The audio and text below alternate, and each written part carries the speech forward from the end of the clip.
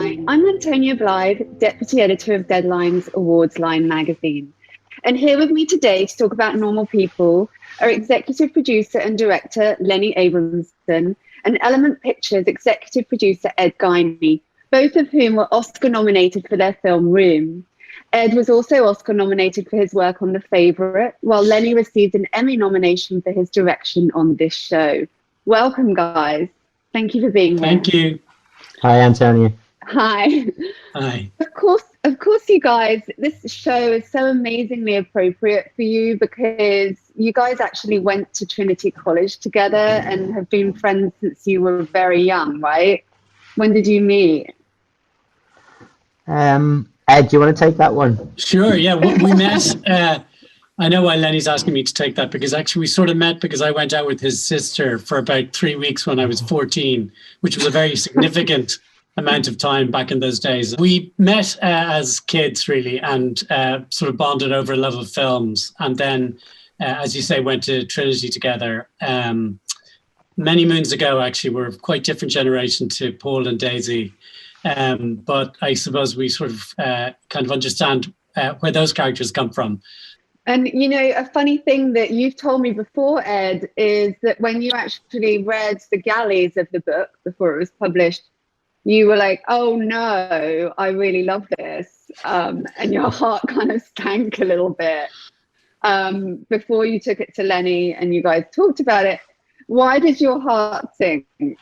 Well, I might have been slightly exaggerating, but we were developing Conversations with Friends, which is Sally's first book. We were developing that with BBC Films as a film at that time. And I think when we got the galleys for Normal People, I guess it was just that thing of thinking, I hope I don't like this because it's unlikely that Sally will option her second novel to the same production company. So if I don't like it, it'll just make it a lot easier because I won't be disappointed. So that was kind of my thinking. And of course, when I read it and my colleagues in Element read it and Lenny read it, we all completely fell in love with it. And happily, I mean, the BBC were really, really kind of front-footed about it because Rose Garnett, who we work very closely with at BBC Films and who's an exec producer on the show, introduced it to Piers Wenger, who loved the book as well.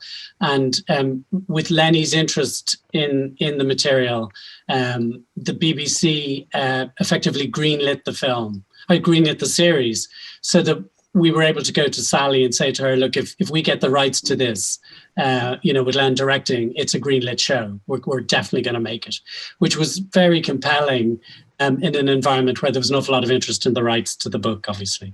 And Lenny, you know, I know that you've said you fell in love with it, and as Ed said, and you have this existing relationship with Ed. But what was it about this particular story that really struck you? I mean, it's always a kind of chemistry that you have with a book or don't have. And probably the reason is it's such a fascinating combination of, on the one hand, a very simple story. You know, it's an on-again, off-again love story, which is already a very charged kind of story from an audience point of view. There's a lot of energy in that. It's also very simply and very directly written. Sally has this extraordinary way of seeming to just tell you what's happening and what characters are thinking in a very kind of highfalutin sort of flowery literary style. It's very direct, and yet at the same time you feel you are in the presence of those characters. So the writing had a kind of intimacy for me that made me moved me very much. And I think it resonates with the way I like to make things. You know, I like to make things which are very, close to character and feel like they're kind of in or around the sort of the character's head. And so when I read it, I felt that connection to the sort of the way in which Sally is orientated towards those characters. And I could kind of see how that might be transposed onto screen. And I think once you can, as a director, once you can kind of see something, you get very possessive over it, and you want to have it, and you want to make it and do it the way you see it. So, and I had that feeling very quickly reading Normal People from a few pages in, really. I will say that Daisy Edgar Jones told me that she'd had multiple people come to her and say that they had rekindled high school romances. Maybe they found people through Facebook, or, saying that the show had inspired this kind of review of lost love, and it makes you really think about that stuff. I wonder if you guys had that experience. I mean, this story is about, it's set where you spent your youth. We hadn't actually made something together, a sort of an Irish story, for quite a while, and sort of hadn't necessarily been planning anything in the very short term when the book came along and sort of announced itself. And from the time that we first read it to the time we started shooting was kind of less than 2 years. It was really, really quick. I'm sorry, less than a year, right? Almost a year. So it was incredibly quick. And from the time it was out in the world, it was 2 years. So it was a really kind of intense engagement, I think, to make something at home in Dublin, working with people that we've sort of grown up with in the industry, kind of worked with for years. And also really, brilliant to work with the kind of new generation of Irish actors. I mean, obviously, Daisy's not quite Irish, but we consider her to be an honorary Irish woman for sure. She does a brilliant imitation of an Irish person. She has an Irish mum. Exactly, yeah. Right, yeah.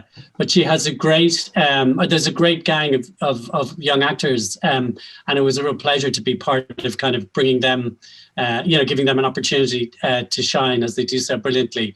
And also, I think it sort of presents a view of Ireland that is very contemporary, modern. It's a view of Ireland that actually maybe audiences around the world aren't that used to seeing, in a way, kind of some of the sort of more cliched views of Ireland, the kind of, the sort of religious oppression and, kind of IRA people running around and all of that stuff is something that we're kind of more used to seeing.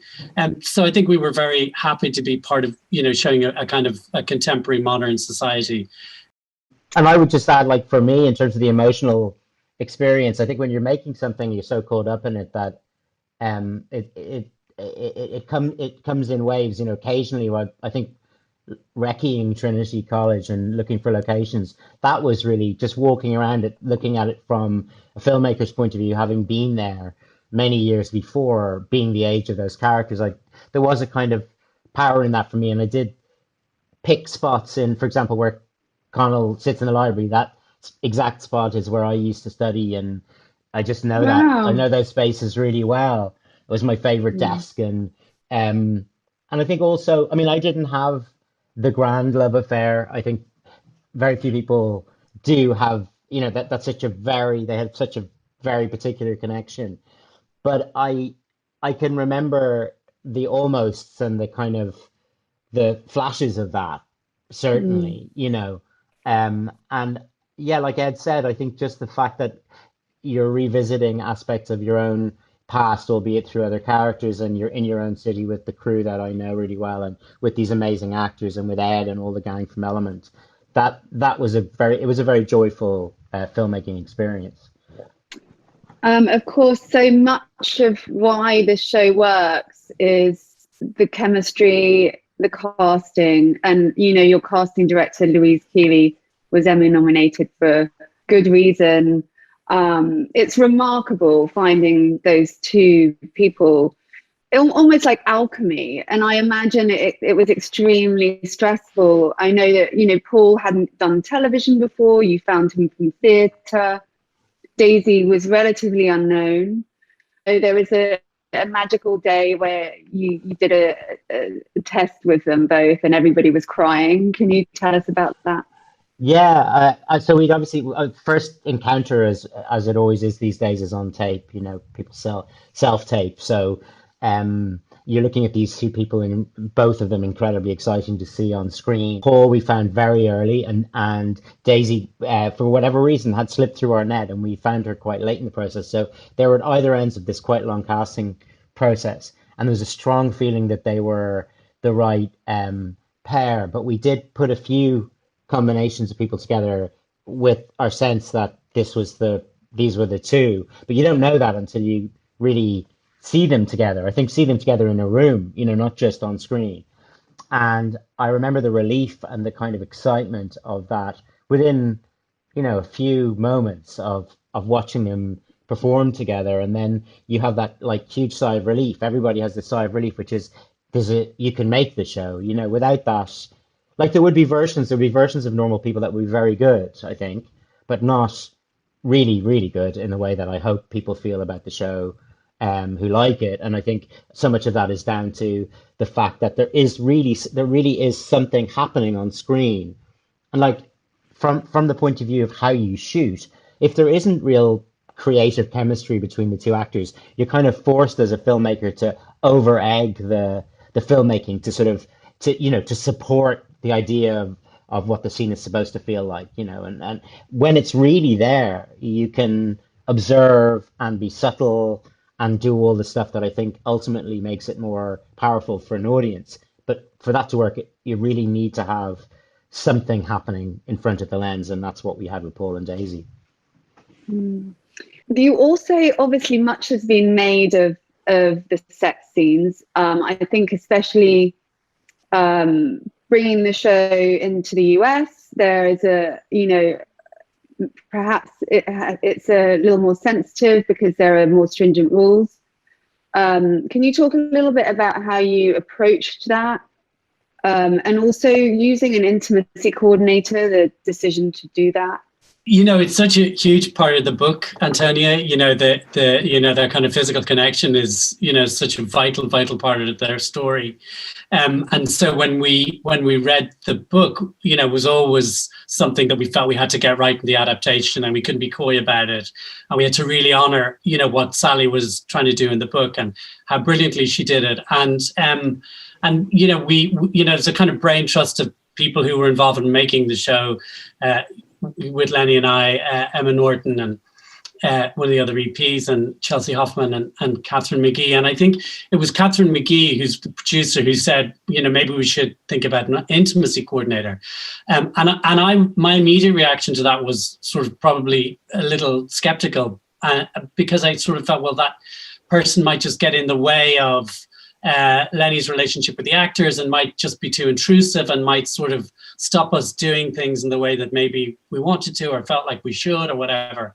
But ultimately, probably couldn't have been more wrong on that score. I think what it enabled, a really collaborative, functional, trusting relationship between Lenny and Susie Lavelle, the DP, and the cast, Paul and Daisy, where I think kind of the embarrassment, the potential gaucheness of it, any issues were kind of taken out of the conversation, and everyone had agency, everyone had a say, and it also protected, in a sense, both parties. It protected the actors, in terms of, feeling comfortable about what they're being asked to do, but also protected Len in that he could, make suggestions, and he always knew there was a kind of filter through which they'd be discussed. And also that thing which, you've said before, Len, is that with young actors, sometimes there's a desire to kind of please a more experienced filmmaker, and that kind of tension or possibility is just taken out of it. And I know Paul and Daisy, they've spoken about it quite a lot, and I think they found it incredibly freeing, so that they could, instead of worrying about sort of, what might be seen or unseen or whatever, they could just get on with performing and being in the moment and really acting. Lenny, as a filmmaker, is a bit like Sally as a writer. He sort of has an ability to create for the viewer an experience with the characters that you're seeing on screen that's incredibly intimate, and that you sort of cease to see the characters as characters and they become human beings. In terms of directing, can you tell me, Lenny, a little bit about what you knew you wanted to do with setting the tone, and why you only did the first half? There was a sort of couple of reasons. I think the first reason was a really practical one. It would have been, we were, like, the delivery schedule was quite tight, and I think it would have been almost impossible for me to shoot all of the episodes and still be around for the editing in the way that I would want to be. So that, I was able to shoot the first half, start working on the first half, and then for Hetty MacDonald, who did a wonderful job in the second half, to be up and running. I think the other reason probably is that the show does kind of tonally, there is a kind of shift in the novel at the point where episode 6 ends and 7 starts, and so it felt like there would be a natural place where it would be interesting to allow somebody else's sensibility. So what do you hope that people take away from this? I know it's It's been incredibly well received, this show. You broke ratings records in the UK, Ireland, and now here in the US, everybody is raving about this show. What is the one thing, if you could say, you hope they take with them? I think ultimately it's about the kind of extraordinary power of, of connection and what it can be, what it can mean, how significant in a life that depth of connection is, whether it lasts in duration or not. That the intimacy with another person is the thing which is most transforming in a life. I think that's something which I hope is apparent in what we did, and it's certainly there in the novel. Thank you both so much. I'm such a fan of the show. It's so brilliant and magical. Thank you so much for being here to talk about it today. Congratulations. Thank you.